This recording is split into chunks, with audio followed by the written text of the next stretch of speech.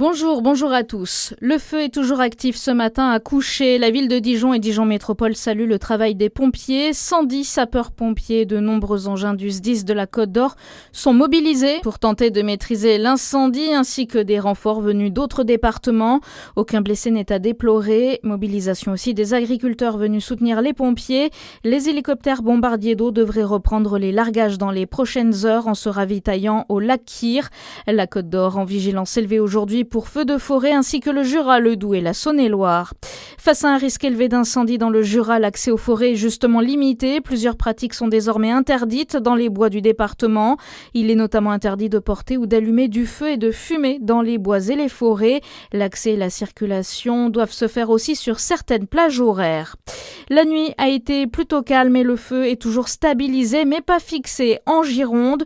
De nombreux professionnels redoutent déjà de faire les comptes à la fin de l'été. Au camping Kerelen au Tèche, près du bassin, la moitié du chiffre d'affaires s'est déjà à minima envolé. Lionel Pujade, propriétaire des lieux et président du syndicat d'hôtellerie en plein air, craint que l'année soit catastrophique. Ça va être très difficile. Là, aujourd'hui, les gens qui ont été évacués, les campings qui ont été évacués sont évacués, les campings qui ont brûlé ont brûlé. On a des annulations de réservation à tour de bras, et ça, même pour des gens qui arrivent le 22 août.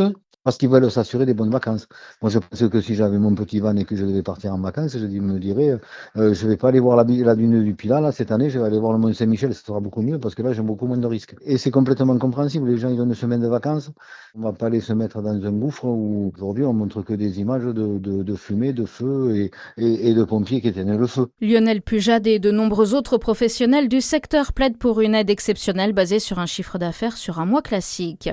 Les décès par noyade en augmentation en Saône-et-Loire. Les fortes chaleurs augmentent le risque de noyade. La Saône-et-Loire avec 6 personnes décédées sur 15 est le département avec le plus fort taux de noyade et de victimes décédées dans notre région. C'est 3 fois plus qu'en 2025.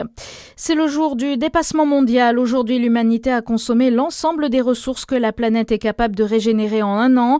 À cette occasion, WWF France publie une étude sur notre consommation d'eau invisible, c'est-à-dire celle que nous n'utilisons pas pour boire, cuisiner ou nous laver. Dans le viseur de l'ONG, l'eau utilisée notamment dans l'industrie. Et puis à Besançon, les maisons de quartier sont en mode vacances. Elles proposent de nombreuses animations gratuites pour tous cet été. Ateliers, jeux, sports, spectacles, cinéma de plein air. Destinés aux familles, aux enfants et aux jeunes, ces activités favorisent les rencontres, les loisirs et la convivialité tout au long de ces vacances. À suivre votre météo sur Fréquence Plus.